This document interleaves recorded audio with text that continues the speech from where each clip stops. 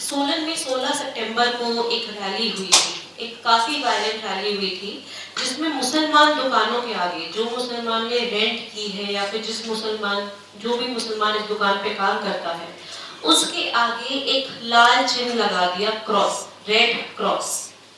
And दुकानों के आगे, उनके शटर पे, दुकानों के आगे जो पेवमेंट है उसके ऊपर रेड क्रॉस लगा दिया गया। We were surprised that we visited on 26th of September and वो X mark फिर भी उन दुकानों पे था, उधर पेवमेंट पे था। ये एक क्लियर साइन ऑफ डिस्क्रिमिनेशन है जो स्टेट्स की मशीनरी होते हुए, पुलिस की प्रेजेंस होते हुए इस तरह का वेंडलिज्म किया गया। जब हमने सोलन में जो व्यापार मंडल था जिन्होंने इस रैली को बुलाया था, उनसे बात की तो उन्होंने कहा कि आक्रोश में लोग कुछ भी कर जाते हैं, तो हम उसके लिए रिस्पॉन्सिबल नहीं हैं। सोलन से फिर जाते हुए हम लोग संजौली पहुंचे। संजौली में बहुत ही पुलिस पेट्रोलिंग थी, चप्पे चप्पे पे पुलिस थी, चप्पे चप्पे पे एक ना एक पुलिस वाला ऑफिसर दिख जाता था हमें। माहौल काफी टेंस था वहाँ पर। हमने जब मस्जिद जाने की कोशिश की, जो विवाद में है, विवादित मस्जिद संजौली का, तो उसके लिए हमें पता लगा कि एक स्पेशल वेरिफिकेशन करवानी पड़ेगी पुलिस से, और हिंदू होने के नाते हम लोग नहीं जा पाए। तो नदीम भाई हमारे साथ थे और हमारी टीम के एक और मेंबर थे जो मुसलमान थे, तो उन लोगों ने जाने की कोशिश की, तो उन लोगों की भी कोई वेरिफिकेशन नहीं हो पाई। तो मस्जिद को जाना मुश्किल था, बिकॉज चप्पे चप्पे पे पुलिस वाले हमें रोकने के लिए खड़े हुए थे। जहाँ पर भी हम गए, चाहे वो संजौली हो, सोलन हो, मुसलमान बहुत डरा हुआ था बात करने के लिए। वो बात करने को राजी नहीं थे, वो डरे हुए थे कि कहीं मीडिया उनका फायदा उठा के गलत स्टेटमेंट ना करवा दे, कहीं उनका चेहरा वायरल हो जाए तो उनके ऊपर किस तरह की हानि पहुंच सकती है, किस तरह से उन लोगों का they were very vulnerable. Their families were very vulnerable. In fact, in entire duration that we traveled for 20 days in Himachal Pradesh, they were so vulnerable that we were not even able to find a single Muslim woman who was willing to speak to us. So that was the level of vulnerability out there.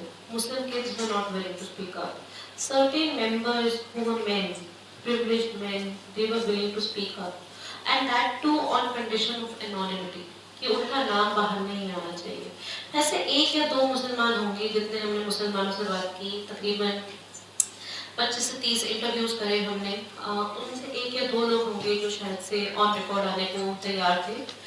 पूरी जो कौम है, community है, वो काफ़ी हद तक डरी हुई थी और वो बोलना ही नहीं चाहती थी। उनसे हम पूछेंगे क्या हुआ, वो बोलते हैं सब ठीक है, कुछ नहीं हुआ, सब ठीक है। सो वो खुद को ही चुप करवा रहे थे। लोकल्स जो अब हम संजौली में मिले तो हमें एक चीज़ जो बहुत सरप्राइजिंग लगी कि वहाँ के लोकल्स बहुत हेल्पफुल थे। तो काफ़ी सारे मुसलमानों ने हमें बताया कि उनके जो लैंडलॉर्ड्स हैं जिन्होंने उनको दुकान रेंट पे ली है, उन्होंने उनको खाली करने के लिए नहीं बोला। उन्होंने बोला कि आप रहिए, बेझिझक रहिए, कोई दिक्कत नहीं है। इनफैक्ट मंडी में हमें एक मुस्लिम टेलर मिले, उनके तो लैंडलॉर्ड बीजेपी के खुद मेंबर थे। उन्होंने तक उनको खाली करने के लिए नहीं बोला। तो हम और भी लोकल लोगों से मिले, लोकल हिमाचली, उन लोगों का ये मानना था कि ये बहुत ज़्यादा हो रहा है, हम लोग इस तरह की नफरत में विश्वास नहीं रखते।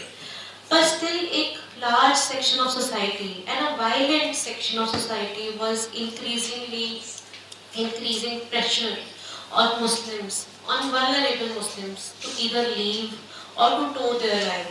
And जैसा कि नदीम भाई ने बताया, कल से संजौली मस्जिद की डिमोलिशन शुरू हो चुकी है। कल उन्होंने छत हटा दी, वो 2 फ्लोर्स हटा रहे हैं। They could have appealed against the decision, they could have waited, they could have tried their best, but in effort of creating एक कम्युनिटी दबने को तैयार हो चुकी है, इस तरह का माहौल अभी तक बन चुका है, जबकि ये एक कांग्रेस स्टेट है। संजौली में ही हम थे जब हमें पुलिस ने क्वेश्चनिंग के लिए बुलाया। पुलिस ने हमारे क्रेडेंशियल्स लिए, हमारा प्रेस कार्ड लिया, मेरा पासपोर्ट लिया।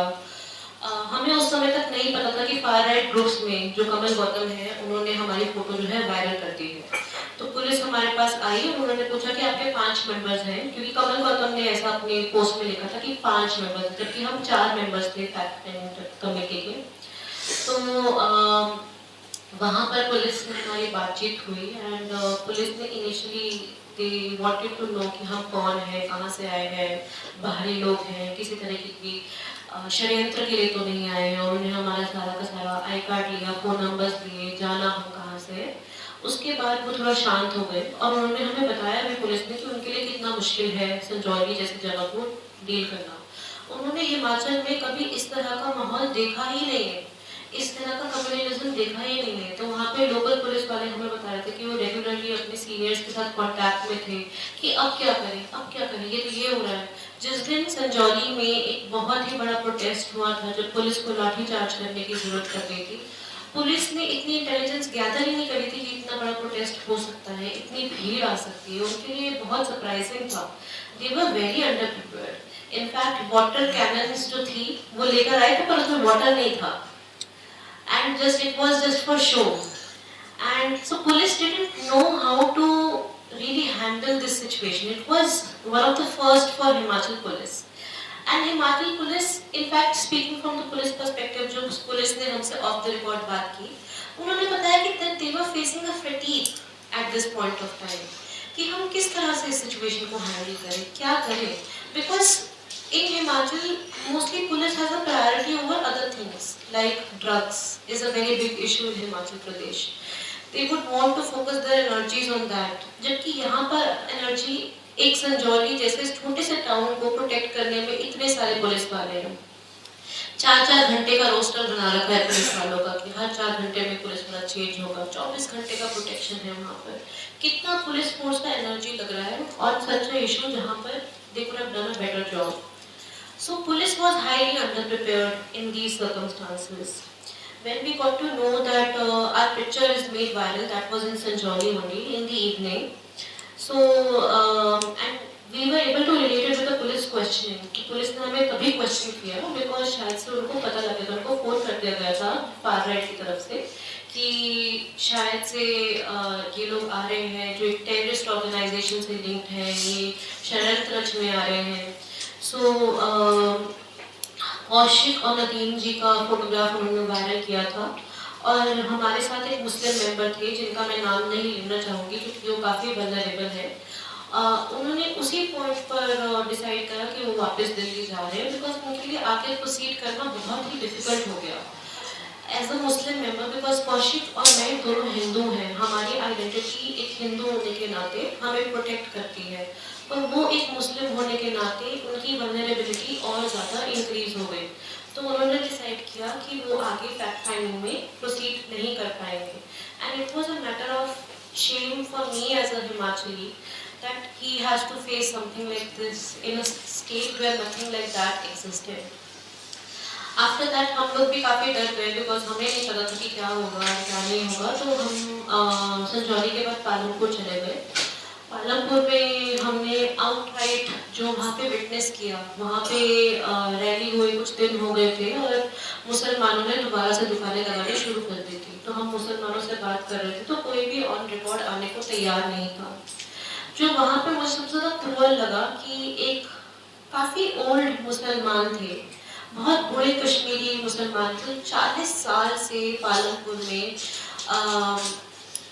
जो ड्राई फ्रूट्स हैं वो बेचते थे, कश्मीरी ड्राई फ्रूट्स, बादाम, काजू, किशमिश, और उन्होंने हमें थोड़ी सी किशमिश भी खिलाई, बहुत अच्छा लगा हमें। उनकी दुकान तोड़ दी, उनको वैंडलाइज किया। उनका भाई जो फल सब्जी की रेहड़ी लगाता था उसको इतना मारा पीटा कि वो वहाँ से छोड़ के पालमपुर छोड़ के वापस कश्मीर चला गया।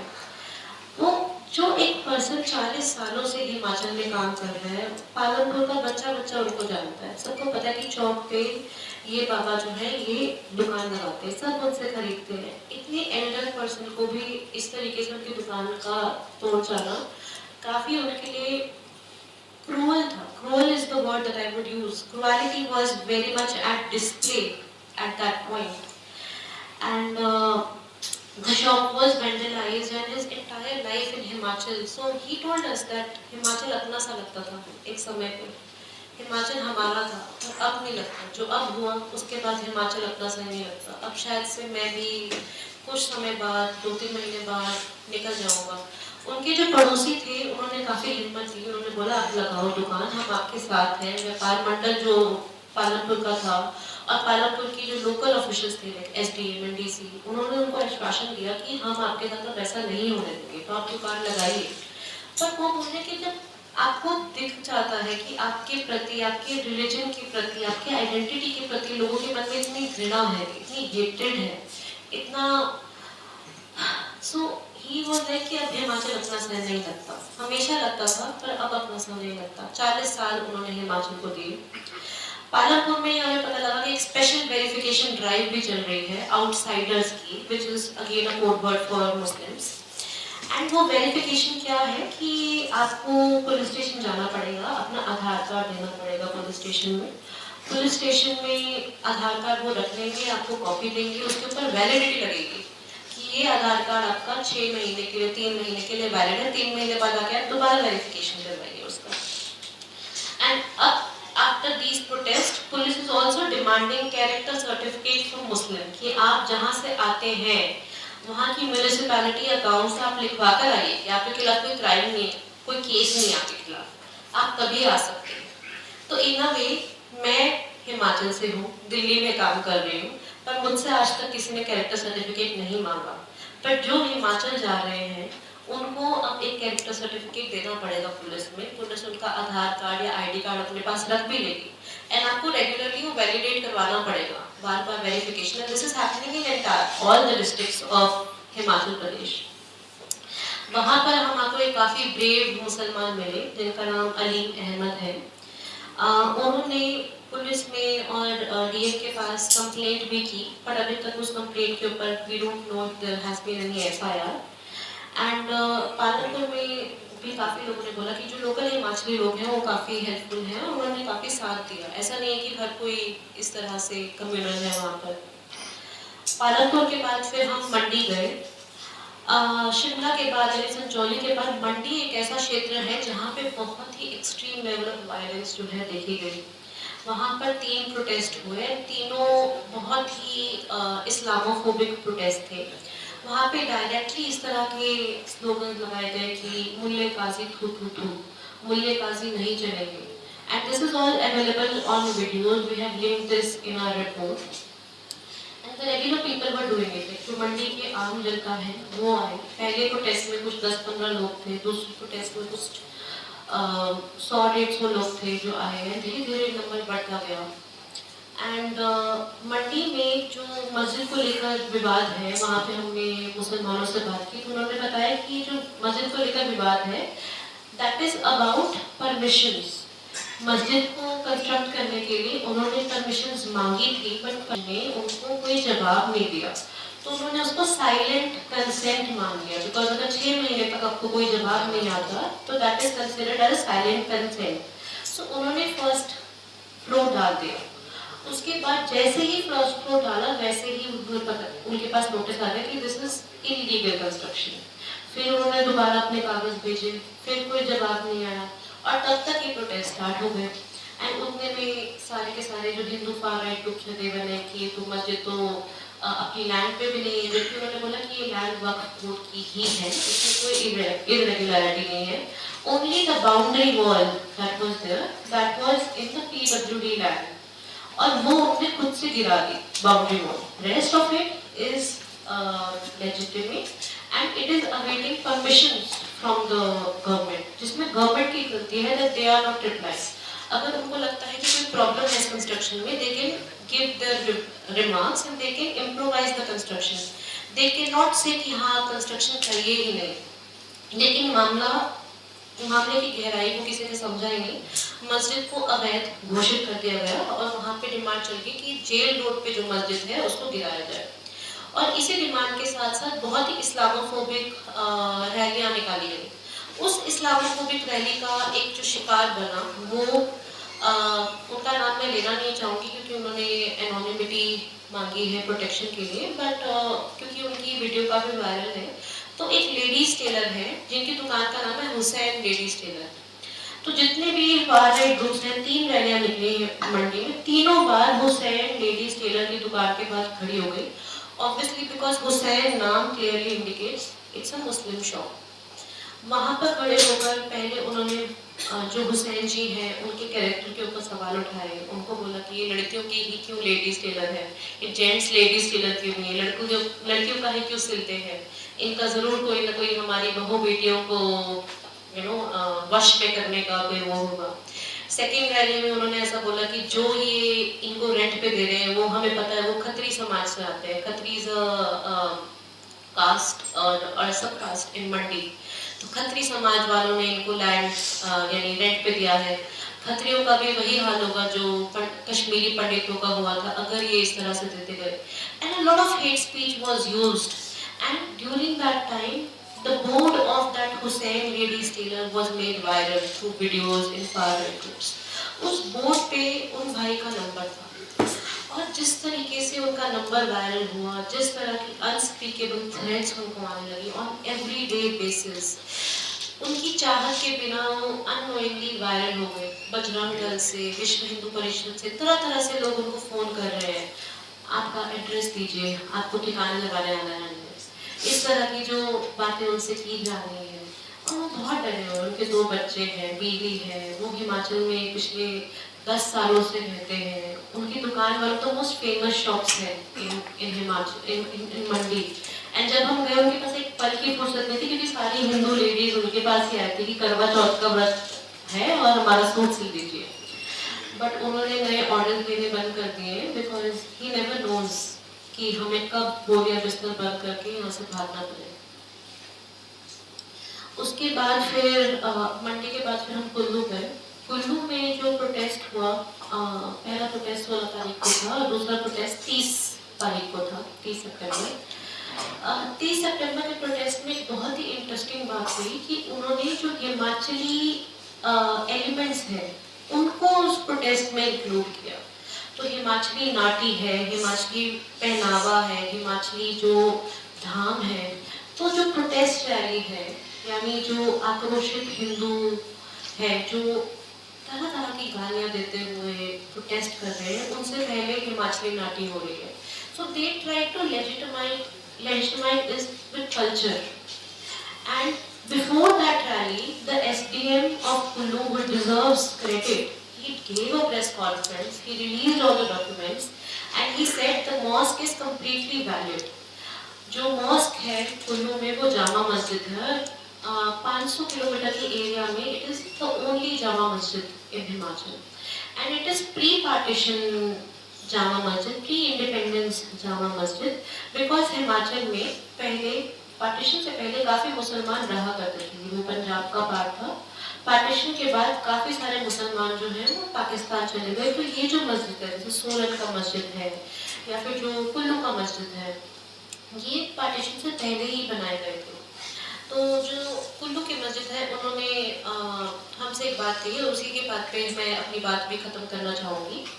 Back in the day in 1999 जब मस्जिद को थोड़ा बड़ा करना चाहते थे, एक्सपैंड करना चाहते थे, रिकन्स्ट्रक्ट करना चाहते थे, तो बीजेपी के राजा महेंद्र सिंह एंड आरएसएस के जगदम्बा प्रसाद अवस्थी, ये 2 लोग थे जिन्होंने अपनी जेब से 5,000 रुपये की डोनेशन दी थी मस्जिद के लिए। मस्जिद की जो पहली नींव थी रिकंस्ट्रक्शन के लिए वो हिंदू, मुसलमान, सिख और ईसाई ने साथ में रखी। एंड आज जब वो इमाम भागी याद करते हैं तो बोलते हैं कि आज माहौल वो पूरी तरह से चेंज हो चुका है, हिमाचल अब वो नहीं रहा। Thank you so much.